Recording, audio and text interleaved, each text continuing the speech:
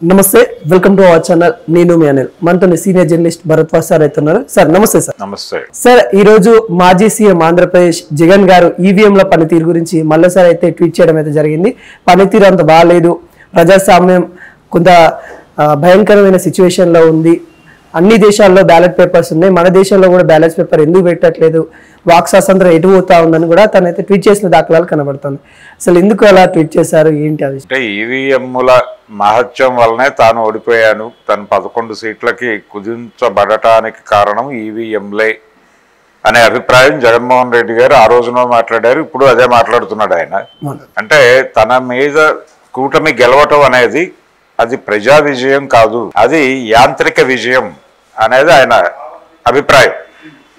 ఈ అభిప్రాయం జగన్మోహన్ రెడ్డి మాత్రమే కాదు, నిన్న జరిగినటువంటి మహారాష్ట్ర ఎన్నికలలో ఈ మహాయుతి గెలుపు గురించి శివసేన ఉద్ధవ్ వర్గం ఎంపీ సంజయ్ రౌత్ కూడా దాదాపు అదే మాట మాట్లాడాడు మీడియా ముందుకు వచ్చి.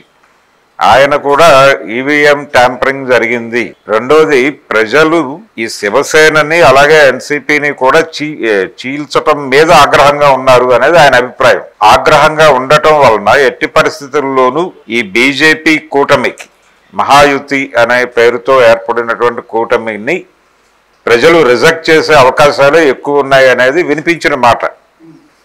ఏది మొత్తం ఎన్నికల ప్రచారం అంతా కూడా అలాగే కనిపించింది, వినిపించింది కూడా. తీరా రిజల్ట్ వచ్చేసరికి కంగు తిన్నారు అందరూ. అంటే ఈ విజయం కీలకం, ఇది ప్రతి చోట జరుగుతుందని అనుకోనక్కర్లేదు ఈవీఎం ట్యాంపరింగ్ అనేది. అంటే ఒక ఆర్గ్యుమెంట్కి అవకాశం జార్ఖండ్లో కూడా చేసుకుని ఉండొచ్చు కదా. ఒకవేళ ఈవీఎంలు మేనేజ్ చేసుకునే పరిస్థితి అయితే జార్ఖండ్లో ఎందుకు చేసుకోలేదు, ఇక్కడ మాత్రమే ఎందుకు చేశారు అనే ఒక లాజికల్ క్వశ్చన్ రైజ్ చేయడం కోసం జార్ఖండ్లో వదిలేసి ఇక్కడ చేశారు. ఇది కీలకం. జార్ఖండ్తో పోలిస్తే మహారాష్ట్ర అనేది కీలకం కాబట్టి ఇక్కడ ప్రయోగం జరిగింది. ఇదే పద్ధతిలో గత అసెంబ్లీ ఎలక్షన్స్ సందర్భంగా పార్లమెంటుతో పాటు జరిగిన అసెంబ్లీ ఎన్నికల్లో ఒరిస్సాలోను ఆంధ్రప్రదేశ్లోను ఈ ఈవీఎం మాయాజాలం జరిగింది అనే అభిప్రాయం కేవలం జగన్మోహన్ రెడ్డి ఒకటేగా చాలామంది మాట్లాడారు. ఈ క్రమంలో అసలు ఈవీఎంలు ట్యాంపరింగ్ అనేది చేయటం సాధ్యమా అసాధ్యమా అనే దాని మీద కూడా చాలా విస్తృతమైనటువంటి చర్చ జరిగింది. ఈ విస్తృతమైన చర్చలో వితౌట్ ఇంటర్నెట్ అది చేయటం, హ్యాక్ చేయటం అనేది అయ్యే పని కాదు అని చాలా మంది ప్రముఖులు తేల్చి చెప్పారు. కానీ దానిలో కీలకమైనటువంటి పరిశోధన జరిపి చేయటానికి ఛాన్సెస్ ఉన్నాయి అనే అభిప్రాయం కూడా వ్యక్తమైంది. ఎవరు వ్యక్తం చేశారు? ఎవరైతే ఈవీఎంలు డిజైనింగ్లో పాల్గొన్నారో వాళ్ళే చెప్పారు. అంటే మ్యానుఫ్యాక్చరర్ దగ్గరే దానికి సంబంధించినటువంటి రూపకల్పన చేసి పట్టుకొచ్చి దాని మీద ఆర్గనైజ్ చేయవచ్చు, ఛాన్స్ ఉంది అనే మాట చెప్పేశారు వాళ్ళు. వితౌట్ ఇంటర్నెట్ కనెక్షన్ చేయడానికి ఛాన్సెస్ ఉన్నాయి అనే మాట కూడా వచ్చేసింది బయటికి. ఈ వచ్చిన దగ్గర నుంచి రాజకీయ నాయకుల్లో కొంచెం భయం మొదలైంది. అయితే ఇక్కడ జగన్మోహన్ రెడ్డి గారు ప్రతిపాదిస్తున్నటువంటి బ్యాలెట్ మీద కూడా గతంలో ఈ ఆరోపణలే ఉన్నాయి. అంటే బూతులు క్యాప్చర్ చేసేసేవాళ్ళు, బూతులు టోటల్గా ఆక్రమించుకుని బాంబులు వేసి బూతుల్లో నుంచి జనాల్ని బయటకు గెంటేసి మొత్తం ఓట్లన్నీ ఒకే పక్షానికి వేసేసుకున్న చరిత్రలు మనకి జరిగి మన కళ్ళ ముందు ఉన్నాయి ఆ సంఘటనలు ఇప్పటికీ. కాబట్టి బ్యాలెట్లుంటే ఈ రిగ్గింగ్ జరగదని, ఈ ఈవీఎంలు ఉండటం వల్ల రిగ్గింగ్ జరుగుతోంది అని చెప్పడం భ్రమ. మనం ప్రోగ్రామ్డ్గా వెళ్తున్నాం, డిజైన్డ్గా వెళుతున్నాం. ఈ డిజైనింగ్లోనే ఒక లోపం ఉంది. ఎన్నికలని ప్రజాస్వామ్యయుతంగా జరపాలి, ప్రజలు వాళ్ళ అభిప్రాయాన్ని చెప్పుకునే అవకాశం వాళ్ళకి ఇవ్వాలి. ఎంతమంది ఓటు హక్కు వినియోగించుకోకుండా అక్కడికి వెళ్ళి ఎవరో వేసేసారు నీ ఓటు అంటే వెనక్కి తిరిగి వచ్చిన సెలబ్రిటీస్ ఉన్నారు కదా, మీడియా ముందుకు వచ్చి బోరును విలపించిన వాళ్ళు ఉన్నారు కదా. సో ఇది బ్యాలెట్ పేపర్ ఉంటే జరగదు, ఈవీఎంలు ఉంటే జరుగుతుంది అంటే బ్యాలెట్ పేపర్లో అక్రమాలు జరుగుతున్నాయని కదా మీరు ఈవీఎంలు పట్టుకొచ్చింది.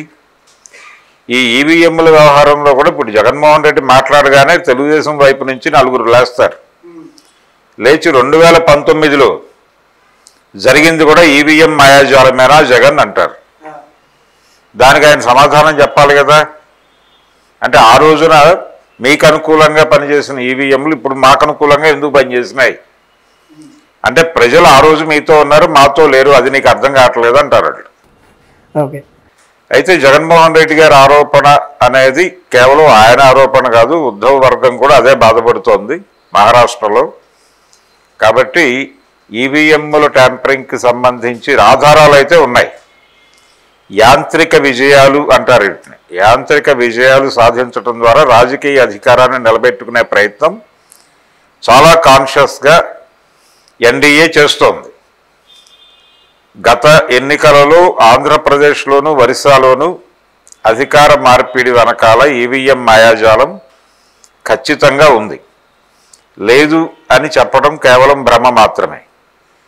అంటే అనేక కారణాలు నిజానికి చంద్రబాబు అరెస్టు అనే సింపతి లేకపోతే మరొకటి ఇవి చెప్తున్నారు, కానీ కారణాలు ఈ స్థాయి విజయం సాధించడానికి అవి దాని మీద వచ్చినటువంటి వేవ్ సింపతి మనం చూసాం ఫిజికల్గా.